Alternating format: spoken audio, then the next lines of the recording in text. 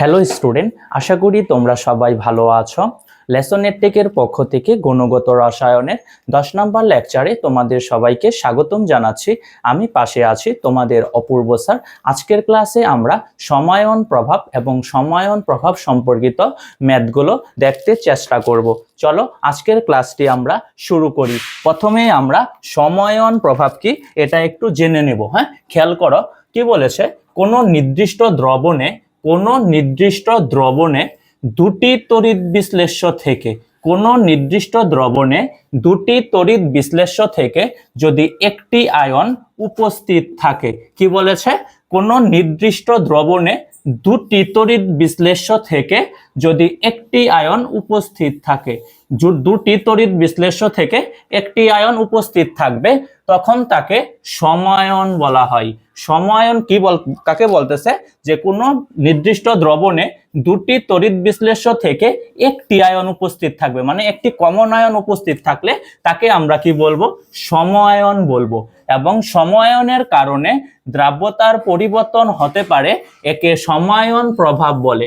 সমায়ন প্রভাবটা কি বললো তাহলে, যে সমায়নের কারণে দ্রাব্যতার পরিবর্তন হতে পারে, একে সমায়ন প্রভাব বলে। ওকে, দেখো আমরা আবারও একটু জেনে নেই কি বলেছে, কোন নির্দিষ্ট দ্রবণে দুটি তড়িৎ বিশ্লেষ্য থেকে, কোন নির্দিষ্ট দ্রবণে দুটি তড়িৎ বিশ্লেষ্য থেকে, তড়িৎ বিশ্লেষ্যটা কি ভাই, তড়িৎ বিশ্লেষ্যটা হচ্ছে কি তড়িতের বিভিন্ন ধর্ম সম্পর্কিত বিশ্লেষণ। ঠিক আছে, তড়িতের বিভিন্ন ধর্ম সম্পর্কিত বিশ্লেষণটাই হচ্ছে কি তড়িৎ বিশ্লেষ্য। যেমন কি থাকতে পারে, এখানে ক্যাটায়ন থাকবে, অ্যানায়ন থাকবে। ঠিক আছে, আমরা সেদিকে না যাই। দেখো খেয়াল করো একটু কি বলেছে, কোন নির্দিষ্ট দ্রবণে দুটি তড়িৎ বিশ্লেষ্য থেকে যদি একটি আয়ন উপস্থিত থাকে, তখন তাকে আমরা বলবো সম আয়ন বা কমন আয়ন। এবং এই সম আয়নের কারণে যদি দ্রাব্যতার পরিবর্তন হয়, তাকে আমরা বলবো সমায়ন প্রভাব বা কমন আয়ন ইফেক্ট। বুঝতে পেরেছ? দেখো আবারও খেয়াল করো কি বলেছে, কোন নির্দিষ্ট দ্রবণে দুটি তড়িৎ বিশ্লেষ্য থেকে যদি একটি আয়ন উপস্থিত থাকে, তাকে সমায়ন বলে। এবং সমায়নের কারণে দ্রাব্যতার যদি পরিবর্তন হয়, তাকে বলবো সমায়ন প্রভাব। একটু খেয়াল করো, মনে করো এখানে একটি পাত্র আছে। ঠিক আছে, এখানে একটি কি আছে, এইখানে একটি পাত্র আছে, এই পাত্রের মাঝে সিলভার ক্লোরাইডের দ্রবণ আছে। বুঝতে চেষ্টা করো, এখানে একটি পাত্র আছে এবং এই পাত্রে সিলভার ক্লোরাইডের দ্রবণ আছে একটা। ঠিক আছে, এখন তুমি কি করেছো, মনে করো এটার একটা ঘনমাত্রা দেয়া আছে, মানে এটার একটা দ্রাব্যতাও দেয়া আছে। সাপোজ এটার একটা দ্রাব্যতাও ধরে নাও দেয়া আছে। এখন তুমি কি করেছো, বাহিরের আরেকটি পাত্র যেখানে কি আছে, সোডিয়াম ক্লোরাইডের দ্রবণ আছে, তুমি বাহিরের এই পাত্রটা এখানে ঢেলে দিয়েছ। তাহলে কি হবে, সোডিয়াম ক্লোরাইড ছিল, বাহির থেকে কি আসবে, এই যে বাহিরের পাত্রের সোডিয়াম আর ক্লোরিন। ঠিক আছে, একটু খেয়াল করে দেখো, এই পাত্রে সোডিয়াম ক্লোরাইড মেশানোর আগে এই পাত্রের একটা সাপোজ দ্রাব্যতা ছিল। ওকে, এখন তুমি বাহির থেকে সোডিয়াম ক্লোরাইড মেশানোর পর কি হয়েছে, এখানে সোডিয়াম আয়ন এবং ক্লোরিন আয়ন এসেছে, তাই তো? এই দেখো, এই যে সিলভার ক্লোরাইডের ক্লোরিন এবং সোডিয়াম ক্লোরাইডের ক্লোরিন মিলে গিয়েছে, এটাই হচ্ছে ভাই সম আয়ন, কমন আয়ন। এবং এই সম আয়নের কারণে দ্রাব্যতার মানটা চেঞ্জ হয়ে যাবে বা হয়ে যাবে, এটাকে আমরা কি বলবো, বলবো সম আয়ন প্রভাব। ধরো সোডিয়াম ক্লোরাইড আগে মিশাওনি, তখন এটার কি ছিল, একটা দ্রাব্যতা ছিল। সোডিয়াম ক্লোরাইড মেশানোর আগে একটা দ্রাব্যতা ছিল, এবং সোডিয়াম ক্লোরাইড মেশানোর পর এই যে আরেকটা দ্রাব্যতা হয়ে যাবে। ঠিক আছে, আরেকটা দ্রাব্যতা হবে, এটা ছিল কি দ্রাব্যতা ছিল, এটা পূর্বের, মনে করো অঙ্ক করলে এগুলো ক্লিয়ার হয়ে যাবে। এবং সোডিয়াম ক্লোরাইড মেশানোর পর দ্রাব্যতাটা চেঞ্জ হয়ে যাবে। ঠিক আছে, এটা হবে কি পরের একটা দ্রাব্যতা হবে। আমরা যখন অঙ্ক করব সমায়ন প্রভাবের, তখন এই ব্যাপারটা ক্লিয়ার হয়ে যাবে। হ্যাঁ, তুমি আবারও বুঝতে চেষ্টা করো, সমায়ন প্রভাবটা কি, কোনো নির্দিষ্ট তড়িৎ বিশ্লেষণ থেকে যদি একটি আয়ন উপস্থিত থাকে, তখন তাকে বলবো সম আয়ন। ঠিক আছে, কোনো নির্দিষ্ট দ্রবণে দুটি তড়িৎ বিশ্লেষ্য থেকে যদি একটি আয়ন উপস্থিত থাকে, আমরা তাকে বলবো সম আয়ন। এবং সম আয়নের কারণে দ্রাব্যতার পরিবর্তন হয় একে বলা হয় সম-আয়ন প্রভাব। সম-আয়নের কারণে দ্রাব্যতার পরিবর্তন হয় একে বলা হয় সম-আয়ন প্রভাব। ঠিক আছে, আমরা গত ক্লাসে যেন কি পড়েছিলাম? গত ক্লাসে পড়েছিলাম দ্রাব্যতা গুণফল মানে কেএসপি একটি ধ্রুবক মান, তাই তো? নির্দিষ্ট তাপমাত্রায় দ্রাব্যতা গুণফল একটি ধ্রুবক মান, আমরা এটা গত ক্লাসে পড়েছিলাম, তাই না? গত ক্লাসে কি পড়েছিলাম? গত ক্লাসে পড়েছিলাম নির্দিষ্ট তাপমাত্রায় দ্রাব্যতা গুণফল ধ্রুবক। কি পড়েছিলাম? নির্দিষ্ট তাপমাত্রায় দ্রাব্যতা গুণফল ধ্রুবক। ঠিক আছে, এটা আমরা গত ক্লাসে পড়েছিলাম যে নির্দিষ্ট তাপমাত্রায় দ্রাব্যতা গুণফল কেএসপি হচ্ছে ধ্রুবক। নির্দিষ্ট তাপমাত্রায় দ্রাব্যতা গুণফল ধ্রুবক। ওকে, এবং আজকে আমরা কি জানলাম? যে নির্দিষ্ট তাপমাত্রায় দ্রাব্যতার পরিবর্তন হয়ে যেতে পারে। ঠিক আছে, সম-আয়নের জন্য কি হতে পারে? নির্দিষ্ট তাপমাত্রায় দ্রাব্যতার পরিবর্তন হয়ে যেতে পারে। ঠিক আছে, এটা আসলে আমরা একটু নোট করে নেই। হ্যাঁ, আমরা কি লিখবো? যে নির্দিষ্ট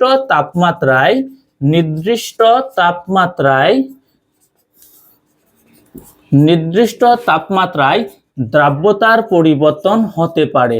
দ্রাব্যতার পরিবর্তন হতে পারে।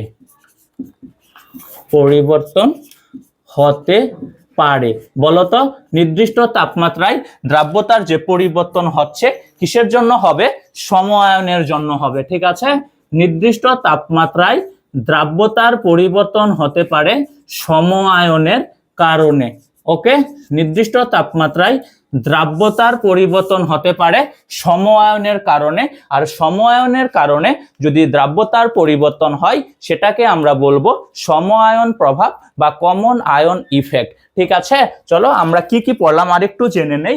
আমরা পড়েছি যে সম-আয়ন প্রভাব, তাই তো? কোনো নির্দিষ্ট দ্রবণে দুটি তড়িৎ বিশ্লেষ্য থেকে যদি একটি আয়ন উপস্থিত থাকে তখন তাকে বলে সম-আয়ন, এবং সম-আয়নের কারণে যদি দ্রাব্যতার পরিবর্তন হয় তাকে বলে সম-আয়ন প্রভাব বা কমন আয়ন ইফেক্ট, তাই তো? এই অঙ্কটা একটু খেয়াল করে দেখো, এখানে কি বলেছে?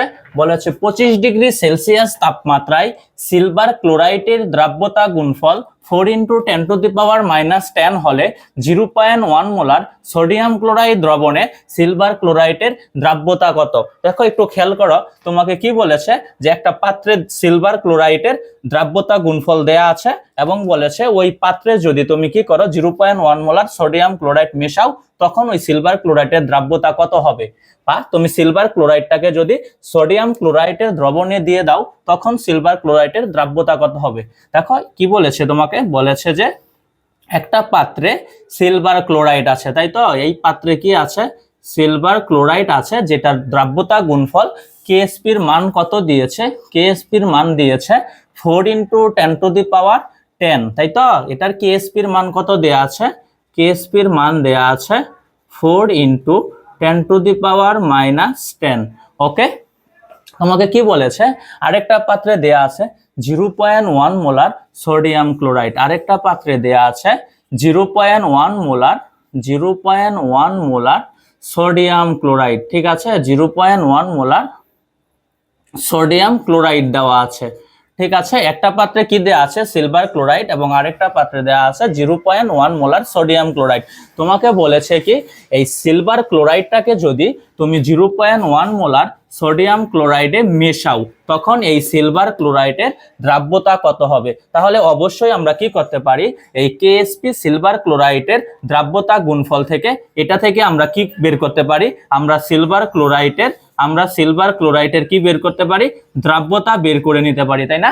আমরা যদি আগে সিলভার ক্লোরাইডের দ্রাব্যতা বের করে নিতে পারি এবং এটাকে এখানে ঢালার পর যদি দ্রাব্যতা কত হবে সেটা যদি আমরা বের করতে পারি তাহলেই তো আমরা বুঝতে পারবো যে সিলভার ক্লোরাইডের দ্রাব্যতা কতটুকু পরিবর্তন হয়েছে। তুমি আবারও বুঝতে চেষ্টা করো, তোমাকে বলেছে কি সিলভার ক্লোরাইডের দ্রাব্যতা গুণফল এত, 0.1 মোলার সোডিয়াম ক্লোরাইড দ্রবণে সিলভার ক্লোরাইডের দ্রাব্যতা কত হবে?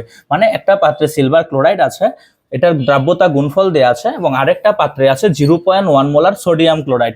আমরা এই যেই পাত্রে কি দেয়া আছে দ্রাব্যতার গুণফল দেয়া আছে সিলভার ক্লোরাইড, সেখান থেকে আমরা কি বের করে নিতে পারি, আগে খুব সহজে সিলভার ক্লোরাইডের দ্রাব্যতাটা বের করে নিতে পারি, হ্যাঁ, বা আমরা আগে বের করে নিব। তারপর যদি আমরা এইটাকে যদি ওই সিলভার ক্লোরাইডটাকে যদি সোডিয়াম ক্লোরাইডের 0.1 মোলার সোডিয়াম ক্লোরাইডের দ্রবণে দেই, তখন এই সিলভার ক্লোরাইডের দ্রাব্যতাটা কত হবে তুমি দেখো, একটু খেয়াল করে দেখো। কারণ কি হবে, একটা সময়ন কিন্তু চলে আসবে। দেখো এই পাত্রে কি ছিল, একটা ক্লোরিন ছিল, তাই তো?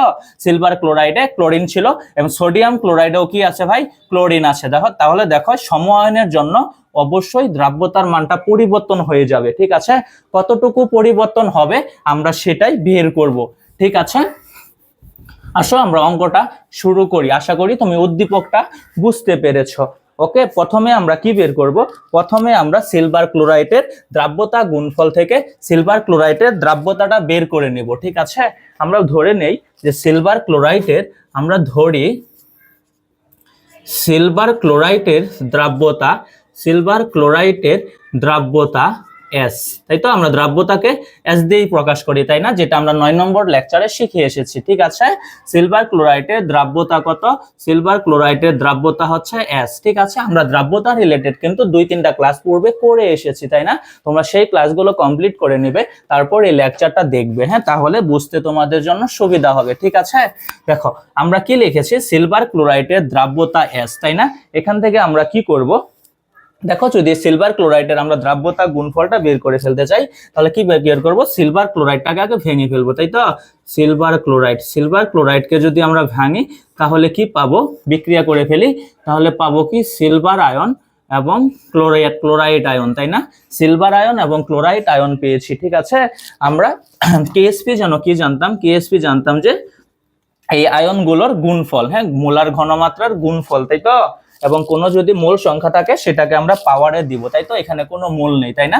তাহলে কেএসপি ইকুয়াল আমরা কি লিখব, যে সিলভার আয়ন থার্ড ব্র্যাকেট মানে ঘনমাত্রা বোঝাচ্ছে, ঠিক আছে, ইনটু ক্লোরাইড আয়ন, ঠিক আছে? এটা ঘনমাত্রা, যেহেতু মোল সংখ্যা নেই সামনে তাই আমরা এগুলো পাওয়ারে দিতে পারবো না কিছু, তাই না? যদি সামনে মোল সংখ্যা থাকতো 2, 3 তাহলে এগুলো আমরা পাওয়ারে দিয়ে দিতাম, তাই না? দেখো এবার আমরা কি লিখবো, সিলভার ক্লোরাইডের দ্রাব্যতা ধরে নিয়েছিলাম S, তাই তো? তাহলে সিলভার ধরবো কত, S, এবং ক্লোরিনও কত হবে স্যার, S। তাহলে কেএসপি ইকুয়াল আমরা কি লিখতে পারি, কেএসপি ইকুয়াল লিখতে পারি S স্কয়ার, তাই না?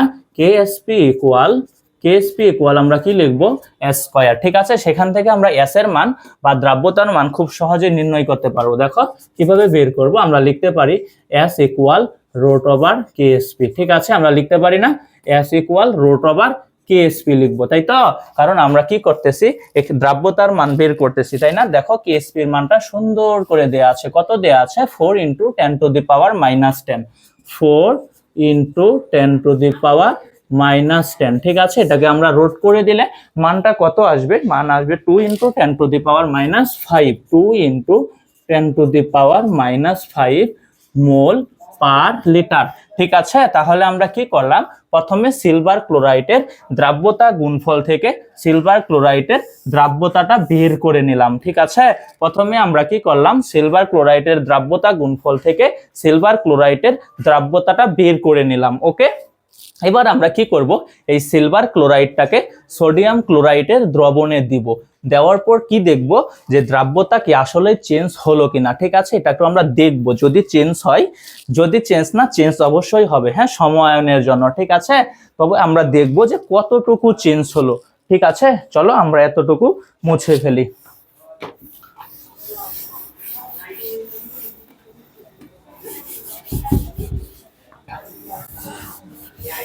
দেখো আমরা একটু লিখে রাখি, হ্যাঁ, সিলভার ক্লোরাইডের দ্রাব্যতা আমরা কত বের করেছি, একটু সাইডে আমরা একটু লিখে রাখি যে সিলভার ক্লোরাইডের দ্রাব্যতা, আমরা সিলভার ক্লোরাইডের দ্রাব্যতা যেন কত বের করলাম, সিলভার ক্লোরাইডের দ্রাব্যতা বের করেছি কত, 2.5 × 10⁻⁻5 মোল পার লিটার, তাই তো? এবার আমরা কি করব, এই সিলভার ক্লোরাইডটাকে 0.1 মোলার সোডিয়াম ক্লোরাইডে দিব, ঠিক আছে? দেওয়ার পর অবশ্যই কি হবে, অবশ্যই সিলভার ক্লোরাইডের দ্রাব্যতা চেঞ্জ হবে, ঠিক আছে? তাহলে এবার আমরা কি ধরে নিব, আমরা ধরে নিব যে সিলভার ক্লোরাইডের পরিবর্তিত দ্রাব্যতা, ঠিক আছে? আমরা ধরি, আবার কি লিখব, আবার আবার লিখবো সিলভার ক্লোরাইটের পরিবর্তিত দ্রাব্যতা, সিলভার ক্লোরাইটের পরিবর্তিত দ্রাব্যতা, সিলভার ক্লোরাইটের পরিবর্তিত দ্রাব্যতা আমরা কত লিখবো, তখন এস ধরেছিলাম, আমরা এবার এক্স ধরে নেই, ঠিক আছে। সিলভার ক্লোরাইটের পরিবর্তিত দ্রাব্যতা এক্স, ঠিক আছে। তাহলে আমরা কি করতে পারি, দেখো সোডিয়াম ক্লোরাইড কি ছিল, সোডিয়াম ক্লোরাইড ছিল 0.1 মোলার, ঠিক আছে। আমরা এবার কি করি, সোডিয়াম ক্লোরাইডটাকে ভেঙে ফেলি, ঠিক আছে। সোডিয়াম ক্লোরাইড, ঠিক আছে। সোডিয়াম ক্লোরাইড হচ্ছে একটা তীব্র তড়িৎ বিশ্লেষ্য পদার্থ, যেটা সম্পূর্ণ আয়নিত হয়ে যাবে, তাই আমরা এখানে কি করেছি, একমুখী তীর চিহ্ন ব্যবহার করেছি। ওকে, আশা করি তোমরা এসব জানো, ঠিক আছে। এই দেখো দেখো আমরা লিখছি, সোডিয়াম ক্লোরাইডকে ভেঙে ফেললে কি পেয়েছি, বিক্রিয়া করে সোডিয়াম আয়ন পেয়েছি এবং ক্লোরাইড আয়ন পেয়েছি, তাই তো। দেখো সোডিয়াম ক্লোরাইডের ঘনমাত্রা কত দেয়া আছে, 0.1 মোলার। তাহলে আমরা কি লিখতে পারি, সোডিয়াম ক্লোরাইড 0.1 মোলার, মানে এই আয়নগুলোও কি হবে, 0.1 মোলার হবে, ঠিক আছে স্যার। দেখেন এই যে আমরা লিখতেছি, ঠিক আছে। আমরা আবার কি করেছি, এই সিলভার ক্লোরাইডের একটা পরিবর্তিত দ্রাব্যতা এক্স ধরে নিয়েছি, তাই না। আমরা যদি এবার সিলভার ক্লোরাইডকে ভাঙি, সিলভার ক্লোরাইড দেখো এখানে আমরা আবার কি করছি, উভমুখী তীর চিহ্ন ব্যবহার করছি, কারণ সিলভার ক্লোরাইড একটা কি মৃদু তড়িৎ বিশ্লেষ্য, ঠিক আছে। তাই আমরা কি করেছি, উভমুখী তীর চিহ্ন ব্যবহার করেছি। একটু খেয়াল করে দেখো, আমরা যদি এই সিলভার ক্লোরাইডটাকে কি করি, বিক্রিয়া করি, তাহলে কি পাবো, সিলভার এবং ক্লোরিন আয়ন পাবো, ঠিক আছে। দেখো সিলভার ক্লোরাইডের দ্রাব্যতা আমরা কত ধরে নিয়েছি, এবার এক্স ধরে নিয়েছি, তাই আমরা কি করব, এখানে লিখবো এক্স মোলার, এটাও হবে কি এক্স মোলার, এবং এটাও হবে কি এক্স মোলার। একটু খেয়াল করে দেখো, এই যে এখানে সমআয়ন চলে আসলো, তাই না। দেখো এই ক্লোরিন ক্লোরিন, এই সোডিয়াম ক্লোরাইডের ক্লোরিন এবং সিলভার ক্লোরাইডের ক্লোরিন, এই দেখেছো এখানে সমআয়ন চলে আসছে, ঠিক আছে। এই সমআয়নের জন্য কি হবে, এই সমআয়নের জন্য দ্রাব্যতার পরিবর্তন হয়ে যাবে, ঠিক আছে। দেখো কতটুকু পরিবর্তন হবে আমরা কিভাবে বের করব, ঠিক আছে। কি হবে, দেখো আমরা লিখতে পারি, কি লিখবো, আমরা লিখতে পারি যে কেএসপি, ঠিক আছে। কি লিখবো, আমরা লিখবো যে কেএসপি, কেএসপি ইকুয়াল আমরা কত লিখবো, অবশ্যই লিখবো কি সিলভার ক্লোরাইডের ঘনমাত্রা, এই দেখো ঘনমাত্রা লিখছি, এবং কি দিব ইনটু ক্লোরাইড, তাই তো। এটারই তো আমরা তো সিলভারেরই কি বের করব, সিলভার ক্লোরাইডের আগে কি বের করেছিলাম, দ্রাব্যতা বের করেছিলাম, তাই তো। এবং সোডিয়াম ক্লোরাইডে যদি মিক্স করি সেটাকে, তখন এটার দ্রাব্যতা কত হবে সেটাই আমরা বের করতেছি, ঠিক আছে। দেখো একটু খেয়াল করে দেখো, সিলভার ক্লোরাইডের আমরা পরিবর্তিত দ্রাব্যতা কত ধরে নিয়েছি, এক্স ধরে নিয়েছি, তাই আমরা এখানে কি লিখবো, এক্স লিখবো, ইনটু বলতো আমরা ক্লোরিনের ঘনমাত্রা কত লিখবো, দেখো ক্লোরিনের ঘনমাত্রা কত লিখবো, দুইটা, সোডিয়াম ক্লোরাইড থেকে কত লিখবো 0.1 এবং সিলভার ক্লোরাইড থেকে লিখবো এক্স মোল, তাই তো। আমরা দুইটাকে যোগ করে লিখবো অবশ্যই, তাই না। দেখো তাহলে আমরা কত লিখবো, এক্স যোগ 0.1, আশা করি তোমরা বুঝতে পেরেছো। একটু খেয়াল করে দেখো, এটা কি লিখেছি, এটা লিখেছি আমরা সিলভারের দ্রাব্যতা, পরিবর্তিত দ্রাব্যতা, এবং এটা কি লিখেছি ক্লোরাইড, তাই তো। ক্লোরিনের দ্রাব্যতাটা আমরা লিখলাম, ঘনমাত্রাটা যেটা, তাই তো। দেখো কেএসপি আমরা লিখে ফেলতেছি, ঠিক আছে, ঘনমাত্রা লিখেছি, কেন, ক্লোরিনের কত, সিলভার ক্লোরাইড থেকে ঘনমাত্রা কত আসছে 0.1 ক্লোরিনের, এবং সোডিয়াম ক্লোরাইড থেকে ঘনমাত্রাটা কত আসে 0.1, এবং সিলভার ক্লোরাইড থেকে আসে এক্স মোল, তাই তো। দেখো দুইটা যোগ করে আমরা লিখেছি, তাই তো। তাহলে আমরা কি লিখবো এবার, দেখো একটু খেয়াল করো, আমরা একটু মুছে ফেলি, ঠিক আছে। দেখো একটু খেয়াল করো তুমি, আমরা কি লিখতে পারি, আমরা লিখতে পারি, দেখো কেএসপি, তাই তো। কেএসপি ইকুয়াল আমরা কি লিখতে পারি, কেএসপি ইকুয়াল লিখতে পারি যে এক্স দিয়ে যদি এটাকে গুণ করি তাহলে কি হবে, এক্স স্কয়ার হবে, তাই না। এক্স স্কয়ার হবে, যোগ কত হবে, এক্স দিয়ে যদি 0.1 কে গুণ করি, এক্স দিয়ে যদি 0.1 কে গুণ করি, তখন কত হবে 0.1 এক্স, তাই তো। কি হবে 0.1 এক্স, ঠিক আছে স্যার। দেখো আমরা কিন্তু কেএসপি এর মানটা জানি, কত জানতাম, কেএসপি এর মানটা দেয়া আছে কত, 4 × 10⁻⁻10, ঠিক আছে। কেএসপি এর মান কত দেয়া আছে, 4 × 10⁻⁻10 দেয়া আছে, তাই না। দেখো আমরা লিখতেছি 4 into 10 to the power minus 10, ঠিক আছে, ইকুয়াল আমরা কত লিখবো, x হোল স্কয়ার যোগ 0.1x। এখান থেকে যদি আমরা এই x এর মান বের করতে পারি তাহলেই কিন্তু আমরা কি বুঝে যাব যে এখন সোডিয়াম ক্লোরাইড দ্রবণে সিলভার ক্লোরাইডকে মেশানোর পর দ্রাব্যতা কত হয়েছে। তাই তো আমরা এখান থেকে x এর মান বের করতে চেষ্টা করব। তুমি একটু জিনিস খেয়াল করে দেখো, x এর মান কত, 0.1। এটা একটা খুবই নগণ্য মান না? দেখো সোডিয়াম ক্লোরাইডের ঘনমাত্রা কত দেয়া ছিল, 0.1 দেয়া ছিল। এটা একটা খুবই নগণ্য মান না? এটাকে যদি তুমি স্কয়ার করতে চাও তখন মানটা কি হবে, আরো ছোট হবে। তাই আমরা x কে কি করতে পারি, 0 ধরে নিতে পারি, ঠিক আছে। এই x স্কয়ার কে আমরা কি করব, 0 ধরে নিব। দেখো এটা তো x এর মানটা তো এমনিতেই খুব নগণ্য, এটাকে যদি তুমি আবার স্কয়ার করো তাহলে এটা ছোট হয়ে যাবে, আরো ক্ষুদ্র হয়ে যাবে, ঠিক আছে। তাই আমরা কি করব, সরাসরি কি করব, এভাবে লিখব যে 4 into 10 to the power minus 10 equal কত লিখব, 0.1x, ঠিক আছে। আমরা কি দেখাচ্ছি, সাইডে নোট কি দিয়ে দিব, সাইডে নোট দিয়ে দিব x স্কয়ার ইকুইভ্যালেন্ট 0, ঠিক আছে। তুমি কি করবা, এই রিলেটেড ম্যাথ গুলো খেয়াল করার সময় যেখানে x এর ঘাতটা সর্বোচ্চ থাকবে, হ্যাঁ, x এর পাওয়ারটা সর্বোচ্চ থাকবে, তুমি সেটাকে কি করবা, 0 ধরে ফেলবা, ঠিক আছে।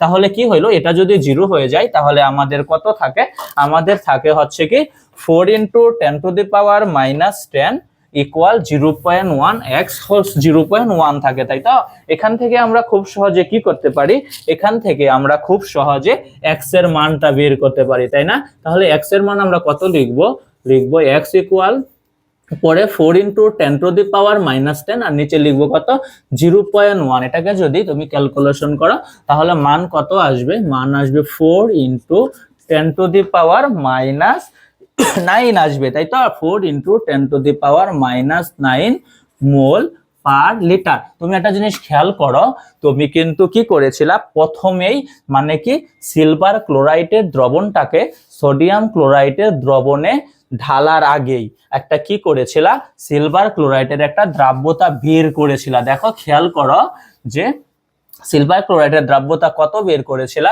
2.5 10 to the power minus 10 mole per litre.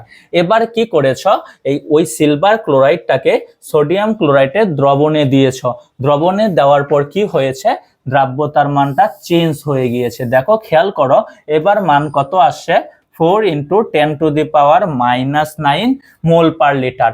আগে ছিল এতটুকু এবং দ্রবণে দেওয়ার পর কত হয়েছে, এত হয়েছে। দেখছো, দেখো মানটা অবশ্যই পরিবর্তন হয়েছে, তাই না।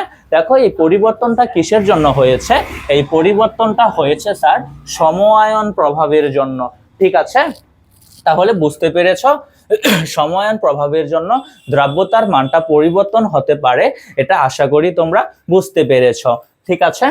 তোমরা এই অঙ্কটা একটু খেয়াল করো, এখানে কি বলেছে, 20 ডিগ্রি সেলসিয়াস তাপমাত্রায় ক্যালসিয়াম ফ্লোরাইডের দ্রাব্যতা 3.41 into 10 to the power minus 4 molar.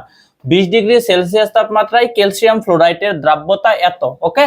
তাহলে 0.5 মোলার ক্যালসিয়াম ক্লোরাইড দ্রবণে ক্যালসিয়াম ফ্লোরাইডের দ্রাব্যতা কত হবে, কি বলেছে যে ক্যালসিয়াম ফ্লোরাইডের একটা দ্রাব্যতা দেয়া আছে, ঠিক আছে।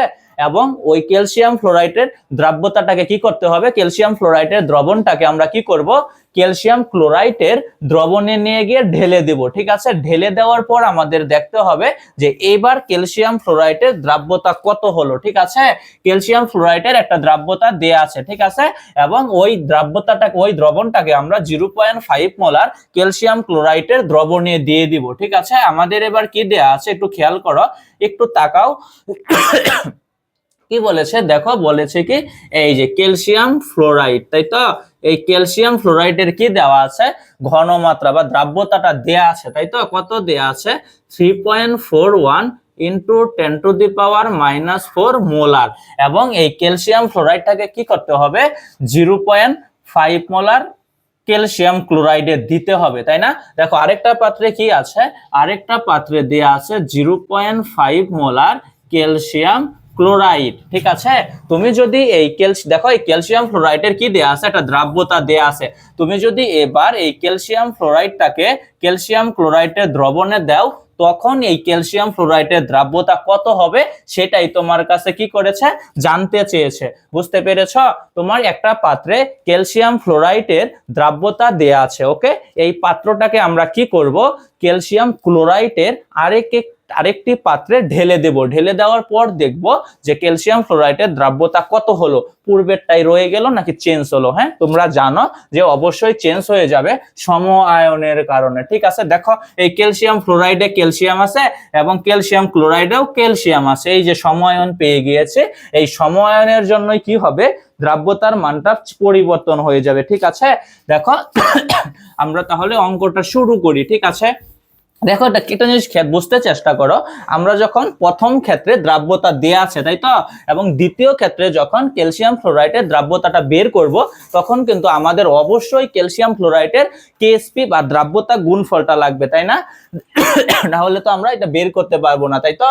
দেখো তাই আমরা কি করব, প্রথমেই ক্যালসিয়াম ফ্লোরাইডের দ্রাব্যতা থেকে ক্যালসিয়াম ক্লোরাইডের দ্রাব্যতা গুণফলটা বের করে ফেলবো। ঠিক আছে, দেখো আমরা বের করি। ঠিক আছে, কি লিখব, ধরি ক্যালসিয়াম ফ্লোরাইডের দ্রাব্যতা, কি লিখতেছি, ধরি ক্যালসিয়াম ফ্লোরাইডের দ্রাব্যতা S। ঠিক আছে, আমরা ক্যালসিয়াম ফ্লোরাইডটাকে এবার বিক্রিয়া করি, ক্যালসিয়াম ফ্লোরাইড। ঠিক আছে, দেখো তাকে বিক্রিয়া করলে কি পাবো, ক্যালসিয়াম আর 2+ আয়ন পাবো এবং কি পাবো, 2 ফ্লোরিড আয়ন, তাই তো। দেখো এটার যদি আমরা দ্রাব্যতা কত S ধরে নিয়েছি, তাই তো, তাহলে এটা কত হবে স্যার, S হবে, কিন্তু এটা কত হবে, এটা হবে 2S, তাই না? ওকে, দেখো এখানে এটা কি 1 মোল, এটা 2 মোল, তাই আমরা 2S ধরেছি। 1 মোলের জন্য S, তাই 2 মোলের জন্য 2S। আমরা এবার কি করব, এই ক্যালসিয়াম ফ্লোরাইডের কি বের করব, দ্রাব্যতা গুণফলটা বের করে নেব, KSP। KSP ইকুয়াল কি লিখব, ক্যালসিয়াম 2+ আয়ন থার্ড ব্র্যাকেট, তাই তো, ইনটু কি লিখব, যে ফ্লোরিন, তাই তো। এখানে 2 লিখবো না, কারণ এই 2টা আমরা এবার কোথায় দিব, পাওয়ারে দিব, তাই না, কারণ 2 মোল আছে, এটা আমরা এবার পাওয়ারে দিব। ঠিক আছে স্যার, দেখেন আমরা এখান থেকে KSP এর মানটা একটু বের করে নেই। ক্যালসিয়ামের কত ধরেছি, S ধরেছি, তাই তো, এবং ফ্লোরিন কত ধরেছি, 2S, এবং এটার উপরে কি আছে, হোল স্কয়ার আছে, তাই না। কিন্তু ক্যালকুলেশন করলে কত হবে, হবে S into 4S whole square equal কত হবে স্যার, ইকুয়াল কত হচ্ছে, ইকুয়াল হচ্ছে কত, ইকুয়াল হচ্ছে 4S কিউব, তাই না, 4S কিউব। ওকে, দেখো S এর মান কিন্তু তোমাকে দিয়ে দিয়েছে, এই দেখো ক্যালসিয়াম ফ্লোরাইডের দ্রাব্যতা মানে ঘনমাত্রা এত দিয়ে দিয়েছে, তাই না। তাহলে S এর মান যেহেতু দেয়া আছে, আমরা S এর মানটা এখানে বসিয়ে দেই। কত দেয়া আছে, 3.41 ইনটু 10⁻⁻⁴। উপরে কত দিব আমরা, উপরে দিব কত, কিউব। ঠিক আছে, এই যে 4 লিখেছি, 4, এই যে S এর মান লিখেছি এবং কিউব আছে, এটা আমরা উপরে দিয়েছি, তাই না।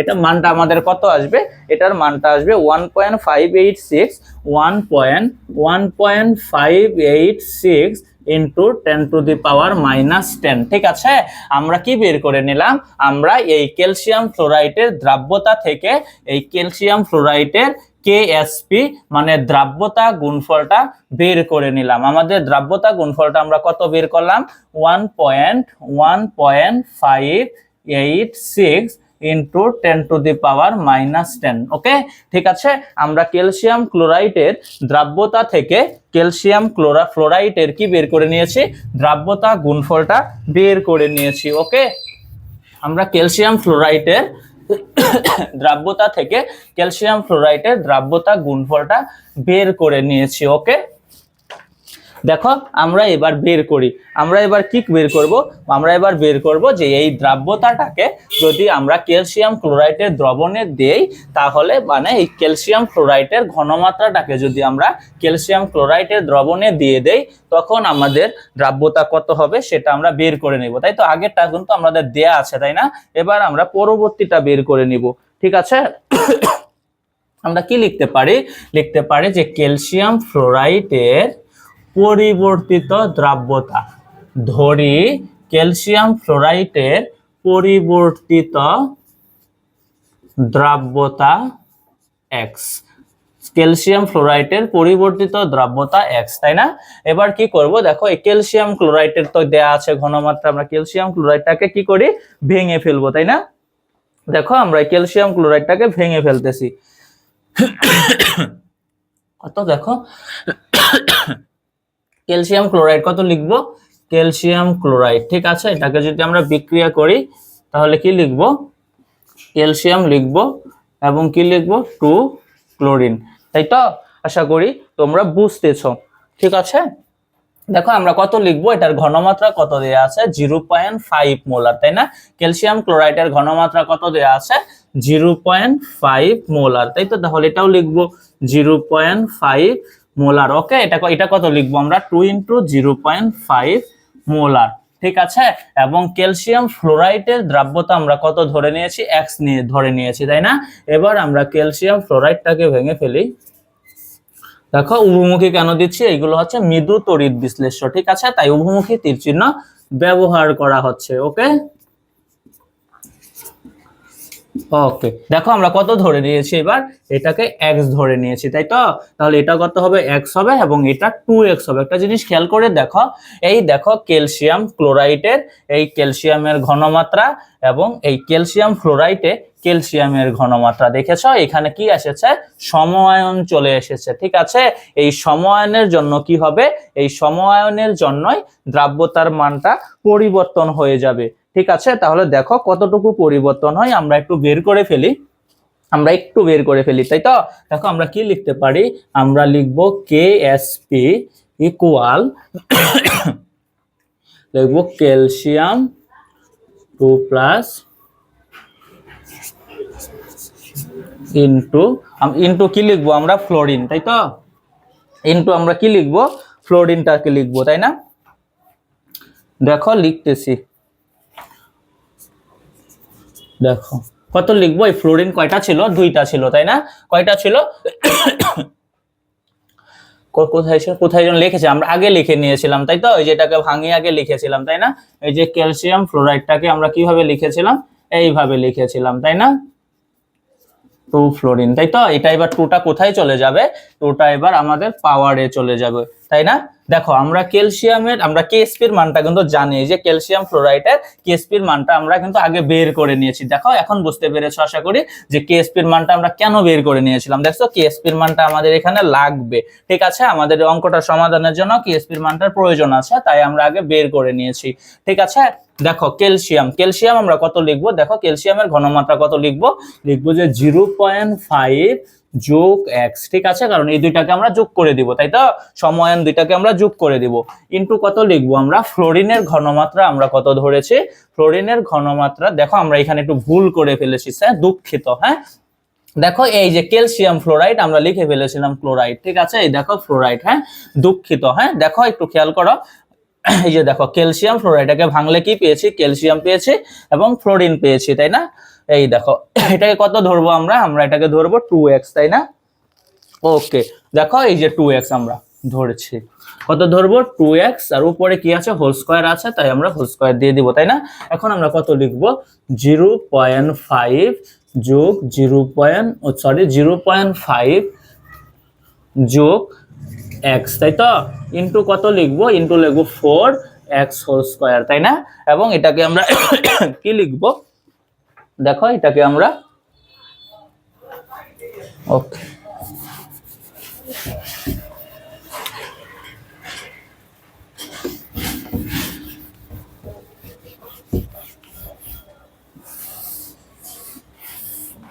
দেখো আমরা কেএসপি ইকুয়াল কত লিখবো, কেএসপি ইকুয়াল লিখবো কত লিখবো, এই দেখো 0.5 কে আমরা কি করব, একবার এটা দিয়ে গুণ করব, তাই তো। 0.5 কে একবার এটা দিয়ে গুণ করব এবং x কে একবার এটা দিয়ে গুণ করব আমরা, তাই না। 0.5 কে যদি আমরা এটা দিয়ে গুণ করি তাহলে কত আসবে, দেখো আমরা কত লিখবো, 0.5 কে যদি 4x² দিয়ে আমরা গুণ করে দেই তাহলে মানটা কত আসবে, 2 হবে, তাই না। দেখো হাফ অর্ধেক আছে, এখানে 4 আছে, তাই তো। যদি 4 কে যদি 0.5 দিয়ে গুণ করো তাহলে কত আসবে, 2 আসবে, তাই তো। আর এই যে x², তাই না, বুঝতে পেরেছ। যোগ কত লিখবো আমরা, এই x কে যদি 0.4 x² দিয়ে গুণ করি তাহলে কত হবে, এক্স কিউব। ঠিক আছে, তোমাকে যেন একটু আগে আমি কি বলেছিলাম, একটু আগে বলেছিলাম যে সময়ায়ন প্রভাব সম্পর্কিত ম্যাথগুলো সলভ করার জন্য তুমি যেখানে দেখবে এক্স এর পাওয়ারটা সর্বোচ্চ আছে সেখানটাকে তুমি 0 ধরে নেবে। ঠিক আছে, তাহলে কি হবে, এটা যদি 0 হয়ে যায়, কেএসপির মান আমরা কত বের করেছি, 1.586 ইন্টু 10⁻⁻10। ওকে, ইকুয়াল আমরা কত লিখবো, 2x হোল স্কয়ার।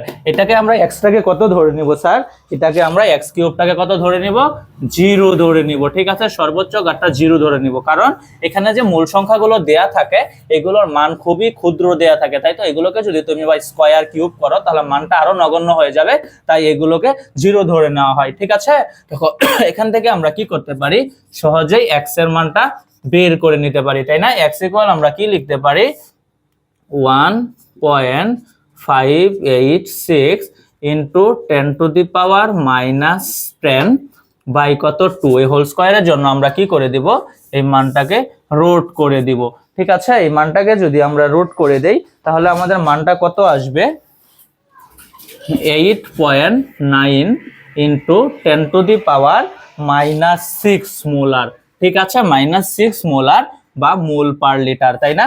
তুমি দেখো ক্যালসিয়াম ফ্লোরাইডের দ্রাব্যতা দেয়া ছিল এত। ঠিক আছে, পরে কি বলেছে, ওই ক্যালসিয়াম ফ্লোরাইডটাকে আমরা যদি 0.5 মোলার ক্যালসিয়াম ক্লোরাইড দ্রবণে মিক্স করি তখন আমাদের দ্রাব্যতাটা কত হলো, তখন আমাদের দ্রাব্যতা হইছে 9.8 ইন্টু 8.9 ইন্টু 10⁻⁻6, তাই তো। আমাদের এইবার দ্রাব্যতাটা কত হলো, এই ক্যালসিয়াম ফ্লোরাইডের পরিবর্তিত দ্রাব্যতাটা আমরা কত বের করলাম, 8.9 ইন্টু 10⁻⁻6 মোলার বা মোল পার লিটার। বুঝতে পেরেছ, এই যে সমআয়নের জন্য, তাই না, এইখানে ছিল সমআয়ন, একটা আয়ন ক্যালসিয়াম, এই দেখো ক্যালসিয়াম ক্লোরাইডের মাঝেও কি ছিল, ক্যালসিয়াম ছিল। এই সমআয়নের জন্য কি হয়েছে, দ্রাব্যতার মানটা চেঞ্জ হয়ে গিয়েছে, এটাই হচ্ছে সমআয়ন প্রভাব। ঠিক আছে, আশা করি আজকের ক্লাসটি তোমরা বুঝতে পেরেছো। হ্যাঁ, তোমরা সবাই ভালো থেকো, সুস্থ থেকো, ধন্যবাদ।